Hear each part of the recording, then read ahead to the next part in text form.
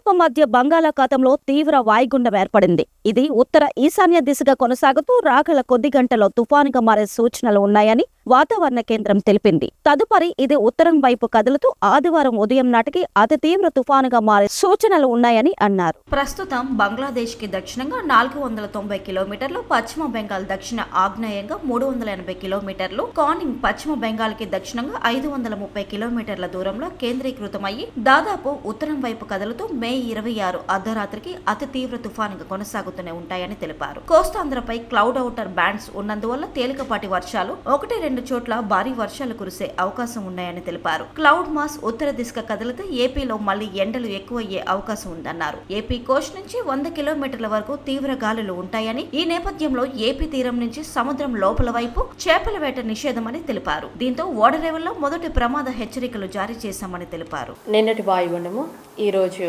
తీవ్ర వాయుగుండంగా బలపడింది. ఇది ప్రస్తుతం తూర్పు మధ్య బంగాళాఖాతంలో కొనసాగుతుంది. రానున్న మరికొన్ని గంటల్లో కూడా ఇది మరింత దాని యొక్క తీవ్రత పెరిగి తేలిక వర్షాలు ఎక్కువ చోట్ల ఉంటాయి. 1-2 చోట్ల మోస్తరు నుంచి భారీ వర్షం ఉండే అవకాశం ఉంది. సో అదర్వైజ్ క్లౌడీగా ఉండి 1 or 2 ప్లేసెస్లో తేలిక నుంచి మోస్తరు వర్షం అయితే ఉండే అవకాశం అయితే ఉంది. అయితే రేపటి నుంచి కూడాను దీనికి ఇంకా క్లౌడ్ మాస్ అంతా కూడాను ఉత్తర దిశగా కదిలినట్లయితే మన ఆంధ్ర రాష్ట్రం మీద మరి యొక్క క్లౌడ్ అనేది కూడా ఉండదు. రెయిన్ఫాల్ కూడా చాలా తక్కువ ఉంటుంది. 1-2 ప్రాంతాల్లో ఉంటాయి. తర్వాత క్లౌడింగ్ అంతా లేనట్లయితే మళ్ళీ ఎండ వాతావరణం కూడా ఉండడానికి అవకాశం ఉంది.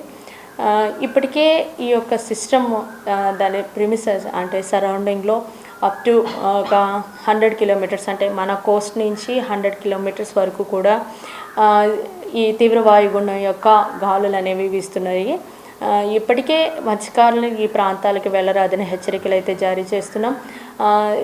తీరం వెంబడి కూడాను డాన్స్ క్లౌడ్ మాస్ ఉండడం కారణం చేత అక్కడ కూడా కొంచెం ఈరోజు విండ్స్ ఉంటున్నాయి. విండ్స్ అంటే థండర్ స్టార్మ్స్ తోటి అసోసియేషన్లోనే విండ్స్ ఉంటాయి కనుక ఏమైనప్పటికీ ఈ యొక్క ఆంధ్రప్రదేశ్ తీరం నుంచి లోపలికి అంటే డీప్ సీలోకి మాత్రం మత్స్యకారులని వేటకు వెళ్ళరాదని హెచ్చరికలు జారీ చేస్తున్నాం.